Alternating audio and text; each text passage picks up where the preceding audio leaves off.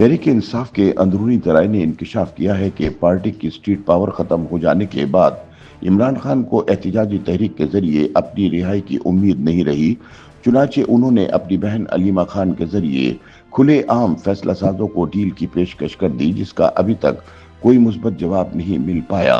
Party जराये का कहना है कि तहरीक इंसाफ इस वक्त अपनी तारीख के मुश्किल तरीन दौर से गुजर रही है, जिसकी बुनियादी वजह इमरान खान का जेल में होना है।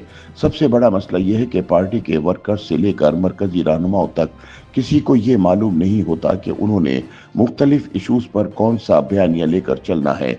लिहाजा पार्टी में हर कोई अपना अपना बयानिया लेकर चल रहा है। नतीजा ये कि एक ही मौजू पर पार्टी के मुख्तलिफ रहनुमा मुख्तलिफ मौक़िफ़ लिए फिरते हैं। भांत भांत की इन बोलियों ने पार्टी के अंदर मायूसी तारी कर दी है। लिहाजा ना तो खान की रिहाई के लिए एहतजाजी तहरीक के हवाले से किसी सतह पर यकसोई और संजीदगी है और ना ही बानी की रिहाई के इम्कानात नजर आ रहे हैं।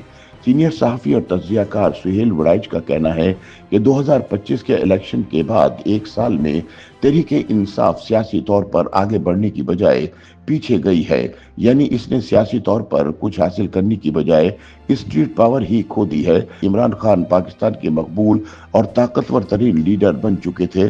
अब सूरत हाल ये है कि पार्टी की काल पर एहतजाज के लिए मुल्क के किसी भी शहर में कोई वर्कर बाहर नहीं निकलता। चुनाचे खुद पार्टी के अंदर फ्रस्ट्रेशन बढ़ रही है, जिसकी बड़ी वजह खुद पार्टी का अंदरूनी बहरान है। सुहेल वड़ाइच का कहना है कि माजी में बड़ी तहरीकें चलाने और बड़े बड़े जलसे करने वाली तहरीक इंसाफ अब छोटा सा एहतजाज करने में भी कामयाब नहीं हो पा रही। बुनियादी वजह यह है कि अब पार्टी का वर्कर इमरान खान के लिए लाठियां खाने और जेल जाने को तैयार नहीं।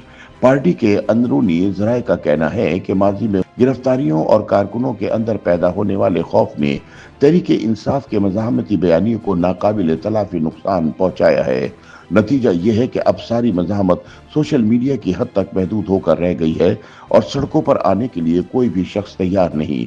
सीनियर सहाफ़ी और तज्ज़ियाकार सलमान गनी कहते हैं कि तहरीक इंसाफ की स्ट्रीट पावर ख़त्म हो जाने के बाद मौजूदा हालात में कोई एहतजाजी तहरीक कामयाब होने के कोई इम्कानात नहीं, चाहे इमरान खान एक मरतबा फिर एहतजाज की काल देकर आजमा ले। जहां तक हुकूमत और इस्टेब्लिशमेंट के तर्ज अमल का सवाल है, तो हालिया दिनों में हुकूमत और इस्टेब्लिशमेंट एक मजबूत पोजीशन में खड़ी नजर आ रही है, जिसकी बड़ी वजह भारत के जारहाना तर्ज अमल और जारियत के खिलाफ पाकिस्तान का जोरदार रद्द अमल था। इन हालात में हुकूमत और फौजी इस्टेब्लिशमेंट पीटीआई को कोई रिलीफ देने के मूड में नहीं, क्योंकि पार्टी इतनी कमजोर हो गई है कि अब बार्गेनिंग पोजीशन भी नहीं रही। ऐसे में अब बानी पीटीआई की हमशीरा अलीमा खान की जानिब से टीवी कैमरों के सामने ही कुछ लो और कुछ दो की ऑफर सामने आ रही है।